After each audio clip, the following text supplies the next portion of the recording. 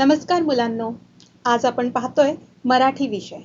पण मराठी विषयामध्ये आज आपण पाहणार आहोत तुमच्या कृतीपत्रिकेतील 5वा विभाग, ज्याला उपयोजित लेखन असं म्हटलं जातं. तर या 5व्या विभागातला उपयोजित लेखनातला प्रश्न क्रमांक पहिला जो असतो तो असतो पत्रलेखन आणि त्यालाच पर्याय असतो सारांश लेखन. तर आज आपण पाहणार आहोत सारांश लेखन. सारांश लेखन म्हणजे काय, ते कसं करायचं, त्याची पद्धत काय आहे, त्याच्या पायऱ्या कोणत्या आहेत आणि मग आपल्याला एखाद्या परिच्छेदाचं सारांश लेखन कशा पद्धतीने करता येईल, याचा सराव कसा करायचा, ह्या सगळ्या गोष्टींचा अभ्यास आज आपण आपल्या या सारांश लेखनाच्या पाठात करणार आहोत. तर सारांश लेखन म्हणजे नेमकं काय? बघा, बऱ्याचदा असं होतं की आपण एखादा चित्रपट पाहतो, चित्रपटगृहामध्ये जाऊन एखादा चित्रपट पाहतो, उदाहरणार्थ बाहुबली चित्रपट, आणि तो चित्रपट पाहिला की घरी आल्यानंतर आपले जे कोणी मित्र आहेत, नातेवाईक आहेत किंवा घरातली इतर मंडळी जी आहेत, त्यांना त्या चित्रपटाची संपूर्ण कथा आपण सांगतो. आता चित्रपट असतो 2.5-3 तासाचा, पण आपण ज्या वेळेला त्या चित्रपटाची पटकथा घरच्यांना किंवा आपल्या मित्रमैत्रिणींना जेवायला सांगतो, त्यावेळेला ती अवघी 10 ते 15 मिनिटांमध्ये आपण ती संपूर्ण कथा सांगत असतो. म्हणजे पहा की 3 तासाच्या चित्रपटाची कथा ही आपण 15 मिनिटात ज्या वेळेला सांगतो, म्हणजेच काय करतो की त्या चित्रपटाचा जो विषय आहे, ज्या बाबी महत्त्वाच्या त्या चित्रपटातल्या आहेत, तर तो विषय, तो आशय, त्या चित्रपटाचं जे सार आहे ते आपण त्या 10 मिनिटांमध्ये कथन करतो. अगदी सारांश लेखनाचं असंच आहे. सारांश लेखन म्हणजेच त्या परिच्छेदाचं सार. सारांश लेखन म्हणजे काय, तर सार, त्याचा अर्थ आहे सार, सत्व, अर्क किंवा मतितार्थ, आणि त्यालाच दुसरा शब्द आहे गोषवारा. तर सारांश लेखन करायचं म्हणजे काय, तुम्हाला कृतीपत्रिकेमध्ये प्रश्न असतो की दिलेल्या परिच्छेदाचे 1/3 सारांश लेखन करा. मग 1/3 करायचं म्हणजे काय, तर दिलेला जो परिच्छेद असतो, जो उतारा असतो, त्याचं 30 ते 40 शब्दामध्ये 35 ते 40 शब्दामध्ये आपल्याला त्या परिच्छेदातलं जे महत्त्वाचा जो विषय आहे, जो आशय आहे, तो लिहायचा असतो.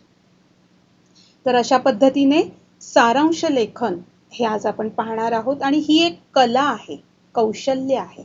पण कला म्हटली किंवा कौशल्य म्हटलं की ते लगेचच येतं असं नाही, तर त्यासाठी सराव करणं खूप गरजेचं आहे.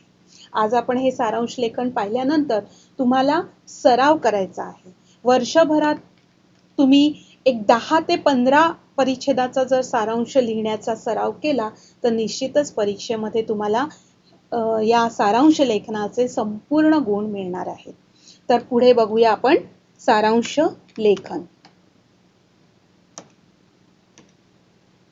बघा, विभाग 5वा असतो आणि या 5व्या विभागामध्ये प्रश्न क्रमांक 5 मध्ये पहिलाच प्रश्न असतो तो अ असतो, प्रश्न क्रमांक 1 आणि त्याच्यामध्ये तुम्हाला पत्रलेखन आणि त्याच्याच जोडीला सारांश लेखन दिलेलं असतं आणि एकूण गुण असतात 6.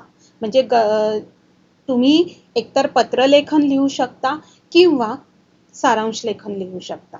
दोघांपैकी एक कुठला तरी प्रश्न तुम्हाला कृती सोडवायची असते आणि गुण असतात 6. तर पत्रलेखन याआधी पाहिलेलं आहे आपण.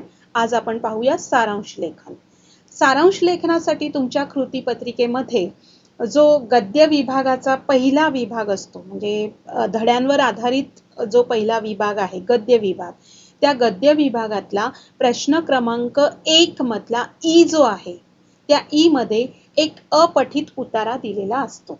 अपठित म्हणजे पाठ्यपुस्तकाच्या बाहेरील, कधीही न वाचलेला असा अपठित उतारा तुम्हाला त्या ठिकाणी प्रश्न क्रमांक 1 मध्ये ई मध्ये दिलेला असतो आणि त्याच्यावर खाली कृती दिलेली असते.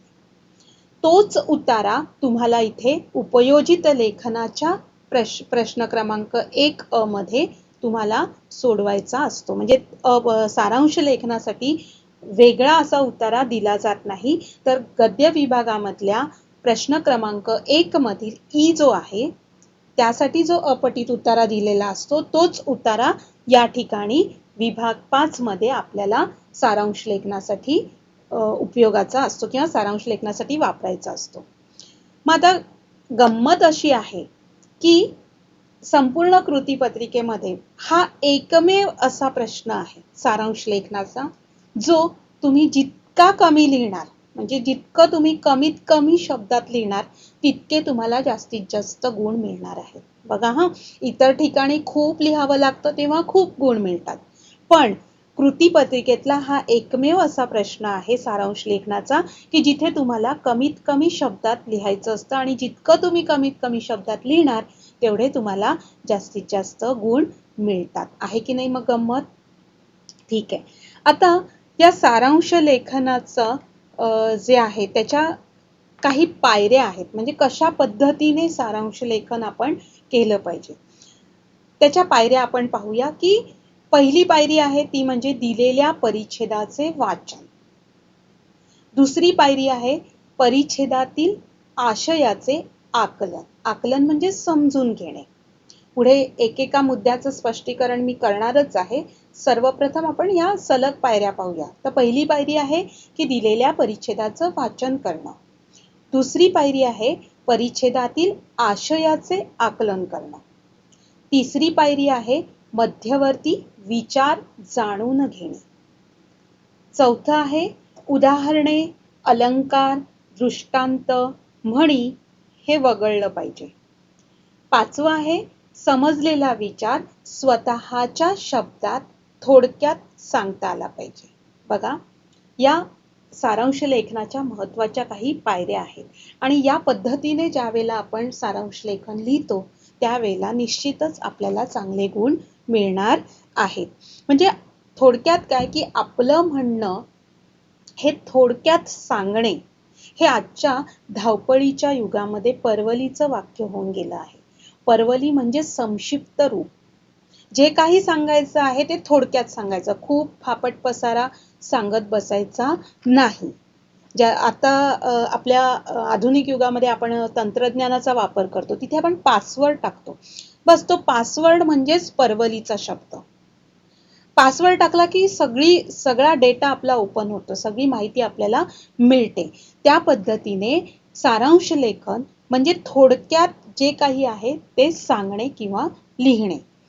आणि मग एखादा विस्तृत लेखनाचा त्याचा संपूर्ण आशय हा लक्षात येईल अशा पद्धतीने त्याला संक्षिप्त रूप देणं हे महत्त्वाचं कौशल्य आहे. आणि हे कौशल्य विकसित करण्याच्याच उद्देशाने सारांश लेखन या घटकाचा तुमच्या 10वीच्या अभ्यासक्रमामध्ये समावेश करण्यात आलेला आहे.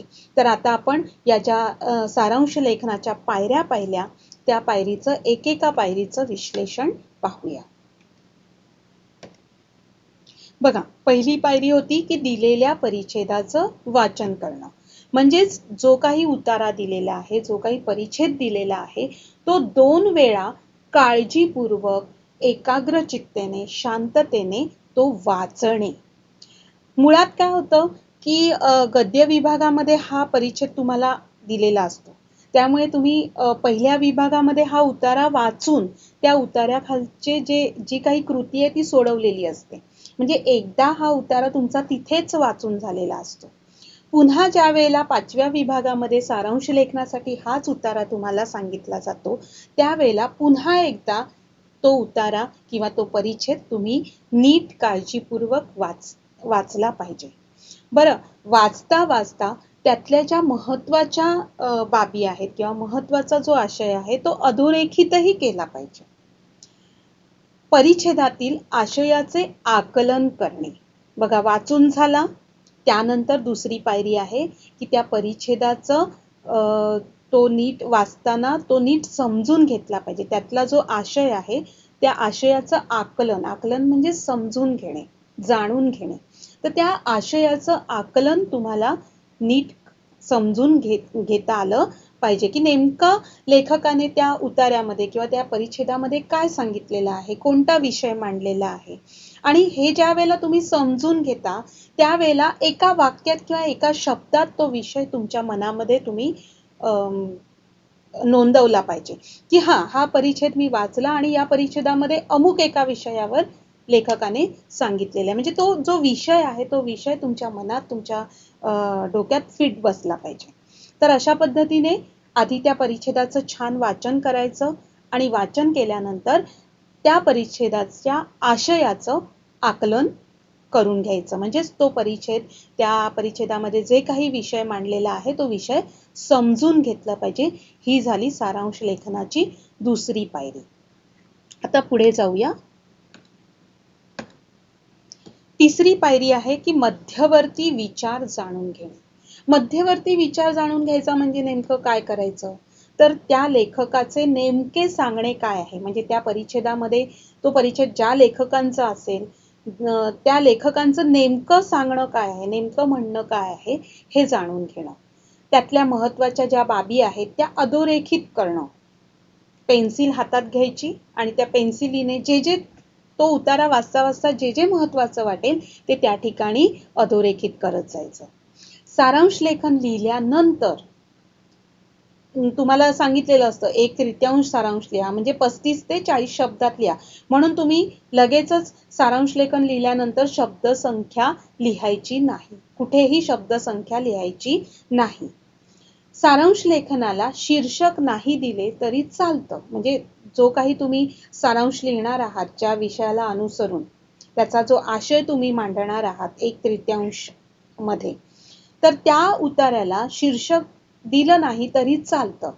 पण जर एखादं चांगलं शीर्षक तुम्हाला सुचत असेल तर ते लिहिलंच तर उत्तमही आहे. जेणेकरून तुमचा पेपर, तुमची कृतीपत्रिका ज्या परीक्षकांच्या हातात तपासण्यासाठी जाणार आहे त्या परीक्षकावर त्याचा निश्चितच चांगला प्रभाव पडेल. त्याच्यामुळे शीर्षक दिलंच पाहिजे असा काही अनिवार्य नाहीये. पण तुम्हाला जर एखादं चांगलं शीर्षक, एखादं चांगलं नाव त्या उतार्याला सुचलं तर तुम्ही ते नक्की देण्याचा प्रयत्न करा. तर या ठिकाणी तुम्हाला जर एखादं चांगलं शीर्षक सुचलं तर ते द्यायला हरकत नाही. तसंच अधोरेखित वाक्य हे स्वभाषेत लिहिणं आवश्यक आहे. म्हणजे तुम्ही जे काही अधोरेखित केलेलं आहे ते लेखकाच्या शब्दात न लिहिता तुम्ही तुमच्या स्वतःच्या भाषेत तुम्हाला ते मांडता येणं खूप गरजेचं आहे. उतार्याचा 1/3 सारांश म्हणजेच 35 ते 40 शब्दामध्ये तो उतारा लिहिणे हे त्या ठिकाणी अपेक्षित आहे. पण म्हणून मोजत बसायचं नाही की झाले का 30 शब्द, झाले का 40 शब्द, असं मोजत बसायचं नाही. बरं, एखाद दुसरा शब्द एक्स्ट्रा झाला, जास्तीचा झाला तरी काहीही फरक पडत नाही. म्हणजे मग तुम्ही काय करता, हे कट करा, ते कट करा आणि त्याच्यामध्ये आशय निघून जाण्याचा संभव असतो. त्यामुळे जरी 35 ते 40 शब्दात उतारा लिहायला सांगितलेला असला, सारांश लिहायला सांगितलेला असला तरी थोडंफार मागे पुढे होतं.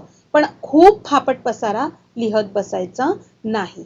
दुसरी एक चूक तुम्ही काय करता की ज्या वेळेला सारांश लिहिता त्यावेळेला स्वतःच्या भाषेत न लिहिता तुम्ही त्या उतार्यामध्ये जे काही दिलेलं आहे ते जशाच्या तशा ओळी, वरच्या 2 ओळी, मधल्या 2 ओळी, शेवटच्या 2 ओळी अशा जोडून लिहिता आणि सारांश लेखन पूर्ण करता.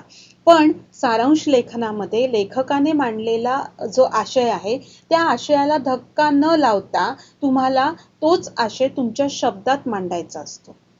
किंवा त्याच्यामध्ये तुम्ही तुमचं इतर एक्स्ट्राचं काही घालू शकत नाही. म्हणजे त्या आशय बदलून तुम्ही काही लिहू शकत नाहीत. त्याच्यामुळे नेहमी लेखकांनी सांगितलेला जो विचार आहे किंवा जो आशय आहे तो तुम्हाला तुमच्या शब्दात लिहिता आला पाहिजे. त्या आशयाला कुठेही वगळता कामा नये. आणि म्हणून किंवा जसंच्या तसं ती वाक्य तुमच्या सारांश लेखनामध्ये येता कामा नयेत. आशय तोच राहिला पाहिजे, फक्त वाक्य रचना तुमची स्वतःची स्वभाषेतली असायला हवी. तर अशा पद्धतीने त्या उतार्याचा जे मध्यवर्ती विचार आहे तो विचार जाणून घेऊन आपण सारांश लेखन करायचं असतं. म्हणजे लेखकाचं नेमकं सांगणं काय आहे ते सांगणं, त्यातल्या महत्त्वाच्या बाबी हे सगळं जाणून घेऊन, आकलन करून मग ते स्वतःच्या भाषेत तुम्हाला मांडता येणं म्हणजेच मध्यवर्ती विचार जाणून घेणे. तर ही झाली तिसरी पायरी. आता चौथी पायरी बघा.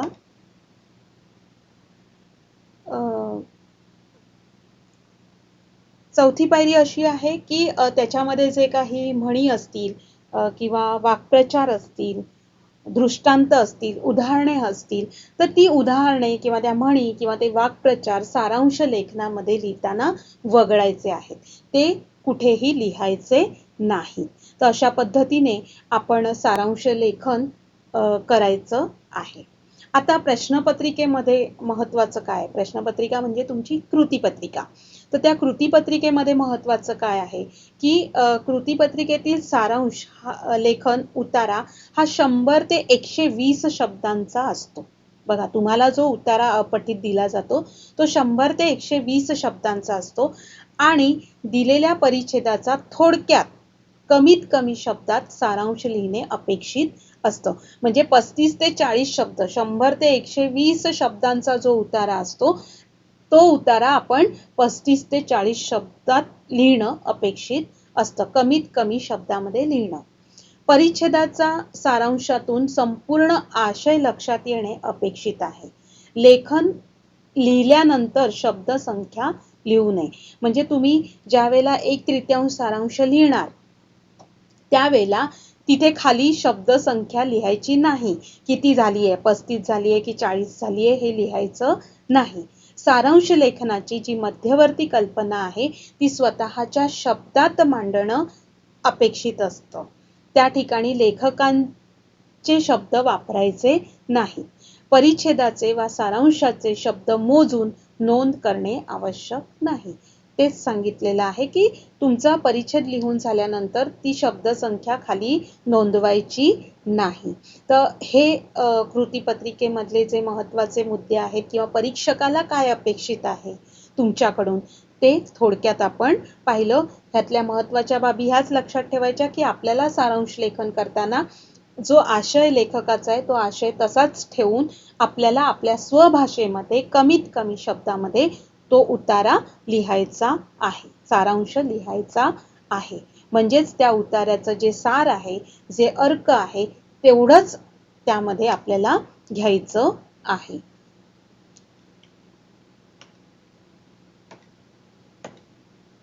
तर आता या ठिकाणी आपण परीक्षेच्या दृष्टिकोनातून एक नमुना म्हणून या ठिकाणी सारांश लेखनाचा एक नमुना आपण पाहतोय.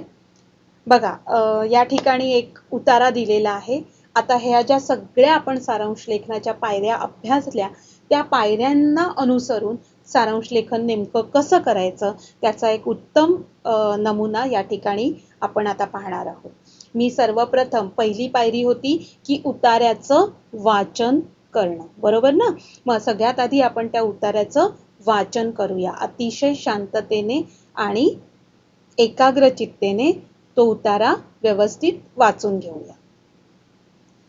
गेल्या 150 वर्षात राजाराम मोहन रॉय, महात्मा फुले, पंडिता रमाबाई, महर्षी कर्वे, आगरकर, महात्मा गांधी, आंबेडकर यासारख्या थोर विचारवंतांच्या कृतिशील चळवळींनी भारतीय समाजमन पालटण्यास मदत झाली.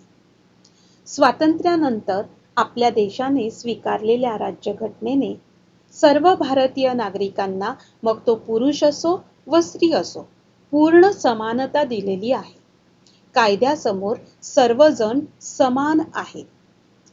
समाजमन बदलत असल्यामुळेच आज विविध क्षेत्रात स्त्रियाही आपली कर्तबगारी दाखवत आहेत. तुम्हाला तर शिक्षिका, मुख्याध्यापिका, मंत्री, पंतप्रधान अशा विविध पदांवर स्त्रिया कार्यक्षमतेने काम करताना दिसत आहेत. वर्गात तुमच्याबरोबर मुलीही शिकत आहेत. त्या अभ्यासात व वेगवेगळ्या उपक्रमांमध्ये यशस्वीरित्या वावरताना दिसत आहेत. त्यामुळे कदाचित तुमचा असा भ्रम होण्याची शक्यता आहे की स्त्री पुरुष असमानता कुठे आहे? पण सूक्ष्मपणे आजूबाजूला पहा. स्वयंपाक, घर स्वच्छता, भांडी घासणे, कपडे धुणे इत्यादी घरकामे घरातील स्त्रियाच करतात. स्त्री नोकरी करणारी असली, घराचा आर्थिक भार पुरुषाच्या बरोबरीने उचलत असली तरी घरातील सर्व महत्त्वाचे निर्णय हे पुरुषांच्या संमतीनेच आणि पुरुषांकडूनच घेतले जातात. पुण्या मुंबई सारख्या शहरी भाग सोडला तर ग्रामीण भागात मुलींच्या शिक्षणाकडे लक्षच दिले जात नाही.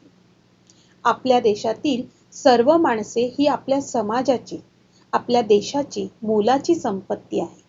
म्हणून स्त्री व पुरुष या दोघांनाही विकासाची समान संधी व समान न्याय मिळणे म्हणजेच स्त्री पुरुष समानता. हे मूल्य प्रस्थापित करणे आवश्यक आहे. पहा, आता या ठिकाणी आपण या उतार्याचं परिच्छेदाचं वाचन केलेलं आहे. हे वाचन केल्याबरोबर आपल्या मनात एका वाक्यात, एका शब्दात विषय किंवा आशय लक्षात येतो. काय बरं आहे हा उतारा वाचल्यानंतर आपल्या काय लक्षात आलं? की या उतार्यातून स्त्री आणि पुरुष समानतेवर आणि असमानतेवर भाष्य केलेलं आहे.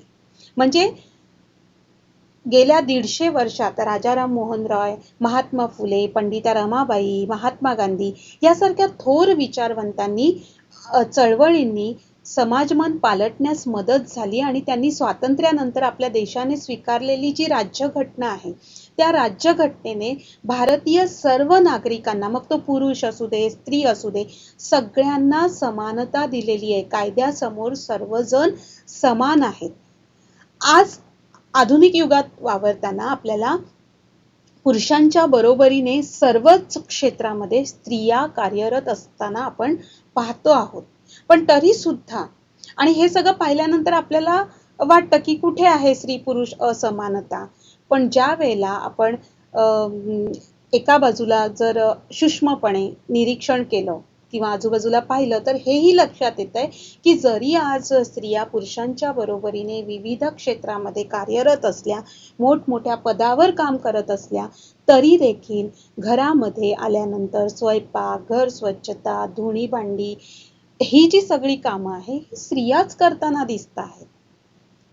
मग कुठे गेली ही स्त्री पुरुष समानता?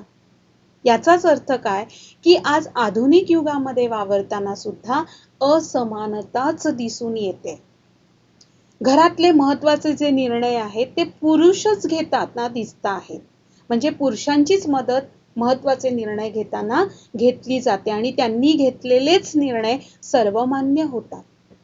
म्हणजे आज पुण्या मुंबई सारखा भाग जर सोडला तर ग्रामीण भागात तर मुलींना अजूनही शिक्षणाची पूर्ण संधी उपलब्ध झालेली नाही. म्हणजे मुलींच्या शिक्षणाकडे लक्षच दिलं जात नाहीये. मग आहे का स्त्री पुरुष समानता? म्हणजे राज्यघटनेने जर समान अधिकार दिलेला आहे, कायद्यासमोर जर सगळे समान आहेत, तर मग ही समानता आज दिसते का? आणि आपल्या देशातली जर सगळी माणसं ही म्हणजे समाजाची किंवा देशाची संपत्ती आहेत, मग स्त्री आणि पुरुष या दोघांना जर विकासाची समान संधी असेल, त्यांना समान न्याय मिळणे असेल, तर मग स्त्री पुरुष समानता हे मूल्य प्रस्थापित करण्याची आज खरंच गरज आहे. म्हणजे स्त्री पुरुष समानता प्रस्थापित करणे म्हणजे स्थापन करणे, सगळ्या स्त्रियांना समान हक्क मिळणे, पुरुषांच्या बरोबरीने समान हक्क मिळणे ही आजच्या काळाची खरी गरज आहे. म्हणजे बघा, परिच्छेद वाचल्याबरोबर आपल्याला लगेचच त्या परिच्छेदाची जी मध्यवर्ती कल्पना आहे किंवा जो आशय आहे तो आशय आपल्या लक्षात आला पाहिजे आणि त्यानुसार जे महत्त्वाचं आहे ते आपण अधोरेखित केलं पाहिजे आणि नंतर यातल्या ज्या महत्त्वाच्या बाबी आहेत त्या आपल्या स्वतःच्या भाषेमध्ये मांडता येणं गरजेचं आहे. तर आपण हा परिच्छेद समजून घेतला, त्याचं आकलन करून घेतलं, मध्यवर्ती कल्पना समजून घेतली. आता आपण प्रत्यक्ष सारांश लेखन करूया. बघा, त्याला एक उत्तम शीर्षक दिलेलं आहे, स्त्री पुरुष असमानता. कारण जरी कायद्याने आपल्याला समानता दिलेली असली तरी देखील आज आधुनिक युगात वावरताना ही स्त्री पुरुष समानता आपल्याला दिसून येत नाही आणि म्हणून या सारांश लेखनाच्या उतार्याला एक छोटंसं शीर्षक दिलं. शीर्षक देणे आवश्यक आहेच असं नाही, पण एखादं चांगलं शीर्षक सुचलं तर ते जरूर द्यावं. तर इथे शीर्षक दिलेलं आहे स्त्री पुरुष असमानता. बघा त्यांनी कसं लिहिलेलं आहे, कायद्यासमोर सर्व समान आहेत असे ठरलेले आहे, तरीही स्त्री पुरुष यांच्यात भेदभाव केला जातो. बघा आता त्या परिच्छेदातलं जसंच्या तसं वाक्य या ठिकाणी घेतलेलं नाही, की कायद्यासमोर सर्व म्हणजे सर्वजण समान आहेत, किंवा राज्यघटनेने भारतीय नागरिकांना मग तो पुरुष असो किंवा स्त्री असो दोघांनाही पूर्ण समानता दिलेली आहे. तर हे परिच्छेदातलं असंच्या असं वाक्य न घेता त्याचं सार एका वाक्यात व्यवस्थित केलेलं आहे, की कायद्यासमोर सर्व समान आहेत असे ठरलेले आहे, तरीही स्त्री पुरुष यांच्यात भेदभाव केला जातो. विविध क्षेत्रात स्त्रिया आज कर्तबगारी दाखवत आहेत, परंतु घरातील निर्णय प्रक्रियेत सामावून घेतले जाते असे नाही. म्हणजे या ठिकाणी त्यांनी तो आशय मांडलेला आहे, की आज जरी स्त्रिया शिक्षिका आहेत, मुख्याध्यापिका आहेत, मंत्री आहेत, पंतप्रधान आहेत, वेगवेगळ्या पदांवर सगळ्या क्षेत्रामध्ये अगदी हिरिरीने स्त्रिया भाग घेत आहेत, सहभागी होत आहेत, पण तरी देखील म्हणजेच इथे या सगळ्या वाक्यांचं एकाच वाक्यात लिहिलेलं आहे, की स्त्रिया या आज कर्तबगारी दाखवत आहेत, पण तरी सुद्धा घरातल्या निर्णय प्रक्रियेमध्ये त्यांना सामावून घेतलं जात नाही. घरातील सर्व प्रकारची कामे आजही बऱ्याच ठिकाणी स्त्रियाच करीत असतात. बघा त्या परिच्छेदामध्ये धुनी भांडी करणे, घरातली स्वच्छता, स्वयंपाक असे शब्द दिलेले होते, पण ते शब्द जसेच्या तसे न घेता सारांश लेखनामध्ये त्यांनी एकाच वाक्यात या सगळ्याचं सार सांगितलेलं आहे, की घरातील सर्व प्रकारची कामे आजही बऱ्याच ठिकाणी स्त्रियाच करीत असतात. आणि मग शेवटचा परिच्छेदातला आशय, की हे कुठेतरी बदलायला हवे. महात्मा फुले, आंबेडकर, महर्षी कर्वे यांनी स्त्री पुरुष यांना समान मानले आहे. मग हे मूल्य आपणही अंगीकारायला हवे, म्हणजेच आपणही ते आत्मसात करायला हवे कुठेतरी, तेव्हाच स्त्री पुरुष समानता प्रस्थापित होऊ शकते. म्हणजेच बघा, जो 100 ते 120 शब्दांचा उतारा आपण वाचला, त्या उतार्याचं हे थोडक्यात तो आशय न बदलता, जशीच्या तशी वाक्यरचना न घेता आपल्या स्वतःच्या भाषेमध्ये अशा पद्धतीने सारांश लिहिणे अपेक्षित आहे. पुन्हा एकदा आपण तो सारांश वाचूया, की कायद्यासमोर सर्व समान आहेत असे ठरलेले आहे, तरीही स्त्री पुरुष यांच्यात भेदभाव केला जातो. विविध क्षेत्रात स्त्रिया आज कर्तबगारी दाखवत आहेत, परंतु घरातील निर्णय प्रक्रियेत त्यांना सामावून घेतले जात नाही. घरातील सर्व प्रकारची कामे आजही बऱ्याच ठिकाणी स्त्रियाच करीत असतात, आणि हे कुठेतरी बदलायला हवे. महात्मा फुले, आंबेडकर, महर्षी कर्वे यांनी स्त्री पुरुष यांना समान मानले आहे, आणि हेच मूल्य आपणही आज अंगीकारायला हवे, तेव्हाच खऱ्या अर्थाने समाजामध्ये स्त्री पुरुष समानता नांदेल. तर अशा पद्धतीने थोडक्यात जे काही सांगायचं आहे ते कमीत कमी शब्दामध्ये आपल्याला लिहिता आलं पाहिजे, तेव्हाच पूर्ण गुण तुम्हाला सारांश लेखनाचे मिळतील. पुन्हा आणखीन एक दुसरा उतारा आपण बघूया. हे बघा, आता हा दुसरा उतारा आहे, तो आपण वाचूया. पाणी हे जीवन आहे आणि कचरा हा पाण्याचा शत्रू आहे. जीवनाचा बोजा न वाटता जीवनात आनंद वाटावा यासाठी आपण वर्तन बांधून घेतले पाहिजे. वर्तन म्हणजे आपली वागणूक. पाणी व्यवस्थापनातला भाग म्हणून कचरा व्यवस्थापनाकडे पाहायला शिकले पाहिजे. दुर्दैवाने ते आपण केलेले नाही. आपण पाणी हा विषय वेगळा मांडतो आणि कचरा हा विषय वेगळा ठेवतो. दोघांचा एकमेकांशी अतूट असा संबंध आहे, तो आम्ही लक्षातच घेत नाही. तो लक्षात आला तर रोजच्या जगण्यात बदल करावा लागेल. शिस्तबद्ध पद्धतीने चालावे लागेल. ते आम्हाला नको आहे. तसे झाले तर आमच्या मनमानी स्वातंत्र्याचा आणि लोकशाहीचा संकोच होईल अशी भावना वाढीला लागलेली दिसते.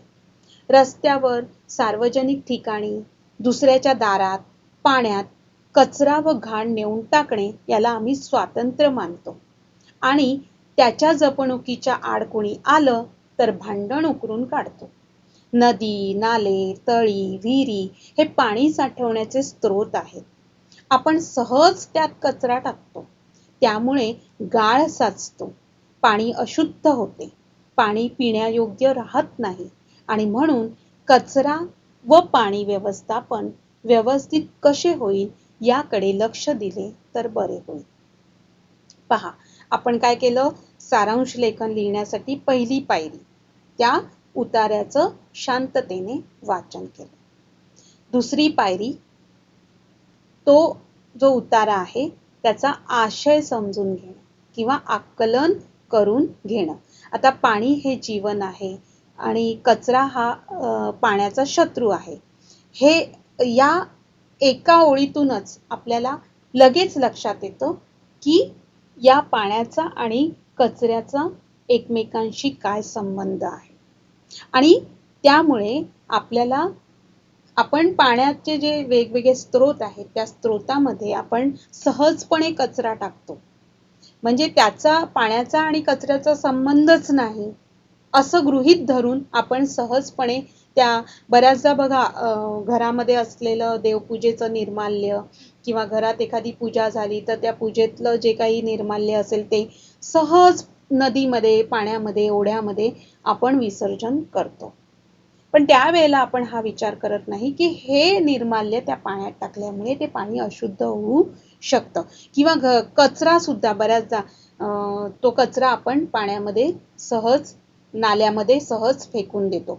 पण त्यामुळे तो गाळ साचून तो नाला तुंबतो. पाणी बऱ्याचदा पावसाळ्यामध्ये पाणी तुंबण्याचं कारण हेच असतं की आपण जो कचरा आहे तो कचरा कुंडीत न टाकता नाल्यांमध्ये टाकतो किंवा आजूबाजूच्या परिसरामध्ये पाण्यात टाकून देतो आणि म्हणून बऱ्याच ठिकाणी शहरामध्ये तरी गावाकडे नाही पण शहराकडे पाणी तुंबण्याचे बरेच प्रकार होतात. बऱ्याचदा ही परिस्थिती निर्माण होते आणि त्याचा विपरीत परिणाम म्हणजे पूरस्थिती निर्माण होते. तर अशा पद्धतीने या ठिकाणी पॅरेग्राफ वाचल्यानंतर, परिच्छेद वाचल्यानंतर त्याचं आकलन करून घेणे, त्याची मध्यवर्ती कल्पना जाणून घेणं की नेमकं ह्याच्यातून काय महत्त्वाचं आहे, काय आशय किंवा कोणता विषय लेखकाने मांडलेला आहे हे आपल्या लगेचच लक्षात येतं. तर अशा पद्धतीने हा उतारा आपण वाचून तो समजून घेतला की मग कमीत कमी शब्दामध्ये आपल्याला त्याचा आशय हा सारांश लेखनामध्ये लिहायचा असतो. तर आपण आता सारांश लेखन लिहूया या परिच्छेदाचं.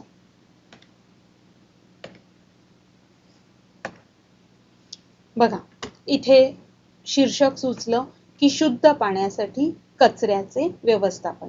कारण कचरा जर पाण्यामध्ये टाकला तर त्याच्यामुळे पाणी पिण्यायोग्य राहत नाही. मग शुद्ध पाणी जर आपल्याला हवं असेल तर त्याच्यासाठी कचऱ्याचं व्यवस्थापन आपल्याला करणं खूप महत्त्वाचं आहे. म्हणून याला एक छोटंसं शीर्षक दिलं, शुद्ध पाण्यासाठी कचऱ्याचे व्यवस्थापन. व्यवस्थापन म्हणजेच मॅनेज करणं किंवा नियोजन करणं, नियोजन करणं की कचऱ्याचं नियोजन, व्यवस्थापन. कचऱ्याचे व्यवस्थापन केल्यानंतर पाण्याचे व्यवस्थापन सहज होऊ शकते. हाच तर विषय आहे की शुद्ध पाणी जर आपल्याला हवं असेल तर त्यासाठी आपल्याला आधी कचऱ्याचं व्यवस्थापन करणं आवश्यक आहे. म्हणून या ठिकाणी सारांश लिहिताना बघा, कचऱ्याचे व्यवस्थापन केल्यानंतर पाण्याचे व्यवस्थापन सहज होऊ शकते. म्हणजेच पाण्याचा प्रवाह कचऱ्यामुळे अडणार नाही. आपल्याला शुद्ध पाणी वर्षभर मिळू शकेल. हे आपल्याला कळते पण वळत नाही. कारण घरातील कचरा बाहेर टाकतो, त्यावरून भांडणे करतो. अशा तऱ्हेने तात्पुरते समस्या निवारण करतो. त्या उलट जर शिस्तबद्ध जीवनशैली स्वीकारली तर कचरा आणि पाण्याचे दुर्भिक्ष्य या दोन्ही समस्यांचे निवारण होऊ शकेल. म्हणजे त्या परिच्छेदातलं जो आशय होता तो आशय आपण या सारांश लेखनातून मांडलेला आहे की मुळात पाणी आणि कचरा यांचा जो एकमेकांशी संबंध आहे, हा संबंध लक्षात घेतला की आपोआपच कचऱ्याचं व्यवस्थापन आपण करतो आणि कचऱ्याचं व्यवस्थापन केलं की पाण्याचं व्यवस्थापन सहज घडून येतं. म्हणजेच पाण्याचा प्रवाह हा कचऱ्यामुळे अडणार नाही आणि आपल्याला शुद्ध पाणी वर्षभर मिळू शकेल. हे आपल्याला कळतं, पण म्हणतात ना, कळतं पण वळत नाही. तर कळतं पण वळत नाही कारण घरातला कचरा बाहेर टाकणे, त्यावरून भांडणे करणे, हे आपण नेहमी याच्यामध्ये आपल्याला एक वेगळं स्वातंत्र्य आहे असं आपण नेहमी मानत असतो.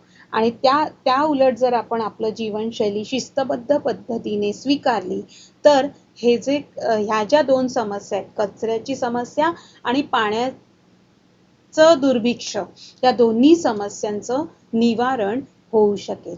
तर हा विषय अतिशय कमीत कमी शब्दामध्ये, हा आशय, हा महत्त्वाचा विषय अशा पद्धतीने आपण सारांश लेखनातून मांडू शकतो. तर बघा, पुन्हा एकदा सारांश लेखन म्हणजेच सार, अर्क, सत्व. बघा, तुम्ही ऊसाचा रस, आपण रसवंती गृहात ज्यावेळेला जातो त्यावेळेला तुम्ही पाहता की तो ऊस जो आहे, जो खूप गोड आणि मधुर असा रस त्या ऊसामध्ये असतो, तर तो ऊस त्या मशीनमध्ये तोपर्यंत घातला जातो जोपर्यंत त्यातलं सगळा रस, सगळा अर्क, सगळं सार त्या भांड्यामध्ये येत नाही आणि मग उरलेला जो चोथा आहे तो फेकून दिला जातो. त्याच पद्धतीने सारांश लेखनाचा आहे. परीक्षेमध्ये 100 ते 120 शब्दात तुम्हाला जो उतारा दिला जाईल, अपठित उतारा, त्या उतार्यातलं जे महत्त्वाचं अर्क आहे, सार आहे, तेवढंच आपल्याला घ्यायचं आहे. बाकीचा जो भाग आहे तो वगळायचा आहे. पण तो मधुर रस, सारांशातला मधुर रस ज्यावेळेला आपण घेणार त्यावेळेला तो जसाच्या तसा न घेता तो आपल्या भाषेत मांडता येणं हे खूप गरजेचं आहे. म्हणजे मूळ विषयाला, मूळ आशयाला धक्का न लागता तोच आशय जसाच्या तसा कमीत कमी शब्दात मांडता येणं हे खूप मोठं कौशल्य आहे आणि ह्यालाच म्हणतात सारांश लेखन. 1/3 लिहिणं, सारांश लेखन. 35 ते 40 शब्दामध्ये त्या उतार्याचा सारांश लिहिणं. पण ते शब्द मोजत बसायचे नाही. तर मला वाटतं की तुम्हाला हे सारांश लेखन कसं करायचं, त्यासाठी कोणकोणत्या महत्त्वाच्या बाबी लक्षात घ्यायच्या हे उत्तम पद्धतीने समजलेलं आहे. आता तुम्हाला काय करायचं आहे की तुमच्याकडे जर नवनीत प्रश्नसंच असेल तर, किंवा एखाद्या आशिष प्रश्नसंच असेल किंवा जुन्या प्रश्नपत्रिका तुमच्याकडे जर असतील मराठी विषयाच्या, तर त्यातले सारांश लेखनासाठी असलेले जे अपठित उतारे आहेत ते उतारे पाहायचे, वाचायचे आणि त्याचा सारांश लिहून काढायचा. मी सुरुवातीपासून म्हणते की सारांश लेखन ही एक कला आहे, कौशल्य आहे. ते सहजासहजी पटकन येत नाही एकाच प्रयत्नात.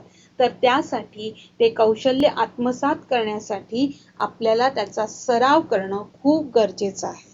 तोच सराव तुम्हाला आत्ता करायचा आहे. तर आज हे सारांश लेखन समजून घेतल्यानंतर, ते सारांश लेखन कसं करायचं या पायऱ्या समजून घेतल्यानंतर, तुम्ही नवनीत प्रश्नसंचामधील ज्या 5 प्रश्नपत्रिका आहेत त्या 5ही प्रश्नपत्रिकेतलं प्रत्येक उतार्याचा सारांश लिहिण्याचा प्रयत्न करायचा आहे. जेव्हा तुम्ही 10 ते 15 परिच्छेदांचा सारांश लिहिण्याचा सराव करणार त्यावेळी तुम्ही निश्चितच शेवटच्या आपल्या बोर्ड परीक्षेमध्ये, SSC एक्झाममध्ये सारांश लेखनाचे हे 6 गुण पैकीच्या पैकी मिळवणार आहात ही मला खात्री आहे.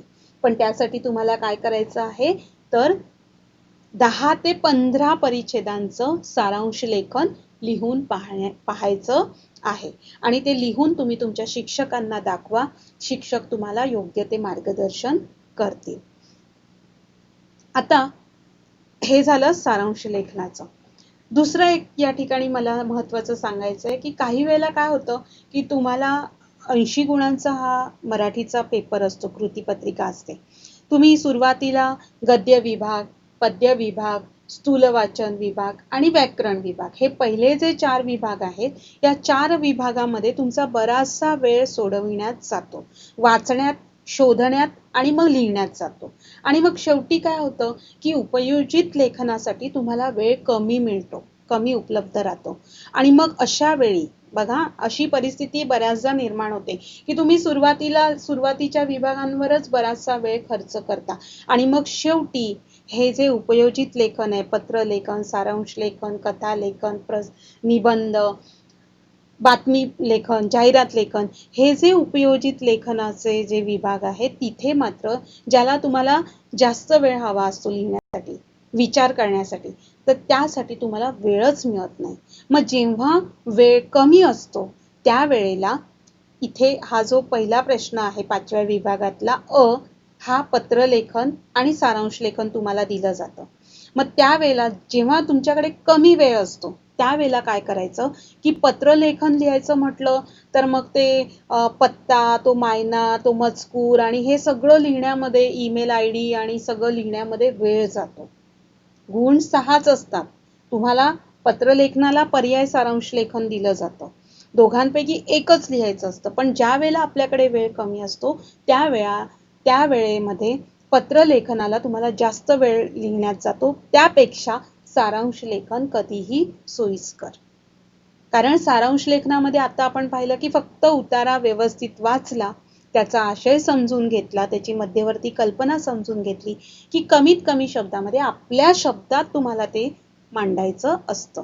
त्याच्यामुळे माझ्या मते तरी पत्रलेखनापेक्षा ज्यावेळेला वेळ कमी असेल त्यावेळेला पत्रलेखन लिहिण्यात वेळ न घालवता सारांश लेखन लिहा, म्हणजे निदान 6 गुणांपैकी 4 गुण तर निश्चितच तुम्हाला त्या ठिकाणी मिळतील. तर हे कशासाठी आहे? ज्यावेळेला तुमच्याकडे वेळ कमी असतो तेव्हा. अन्यथा तुम्हाला जे योग्य वाटेल, जे सोपं वाटेल ते तुम्ही लिहिणार आहात. पत्रलेखन सोपं वाटत असेल पत्रलेखन लिहा, सारांश लेखन सोपं वाटत असेल तर सारांश लेखन लिहा. शेवटी तो निर्णय तुम्हाला घ्यायचा आहे. तर या ठिकाणी मी आशा करते की आजचं सारांश लेखन तुम्हाला निश्चितच चांगल्या पद्धतीने समजलेलं असेल आणि प्रत्येकाने आजपासून मिळेल त्या परिच्छेदाचा सारांश लिहिण्याचा प्रयत्न करा. तर इथेच आपण थांबूया.